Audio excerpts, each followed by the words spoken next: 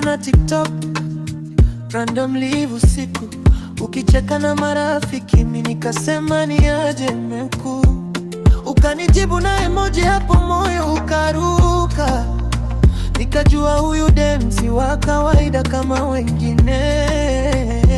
DM zilikuwa moto moto, call za usiku mpaka asubuhi jua iwake. Tulicheka kahawa, tukaitana dikino. Nikiwa na wewe baby stress yote zero. Tulitembea Kikuyu hadi ndani ya misitu, na kupeleka kwa par unazita misitu. Ulikuwa wangu mpenzi wangu bestie, nikushika mkono nilife, niko blessed my G. Wambui, wambui, wambui,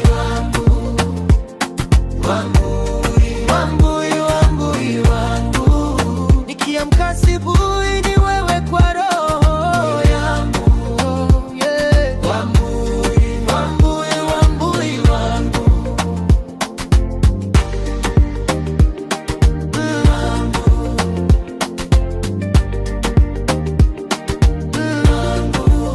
Skulienda majuu nikabaki nao. Final goodbye ilinifanya nikwe down.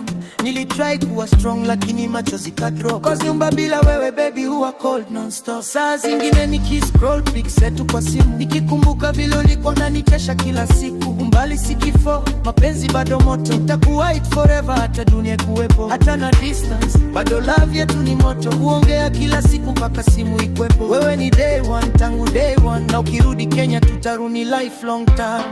Wambui, wambui, wambui, wambui.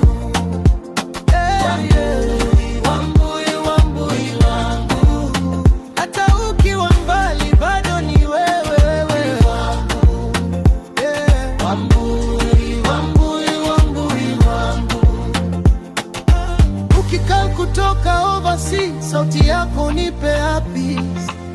Na kama life itakuwa hard, mi bado niko quiet. Hakuna mwingine anaweza chukua place yako. Mi ubeba jina yako ndani ya moyo.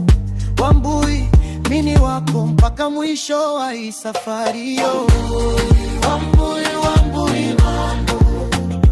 Yeah, yeah. Wambui, wambui, wambui. Nitakungoja baby hata miaka ngapi zikuje. Yeah. Wambui.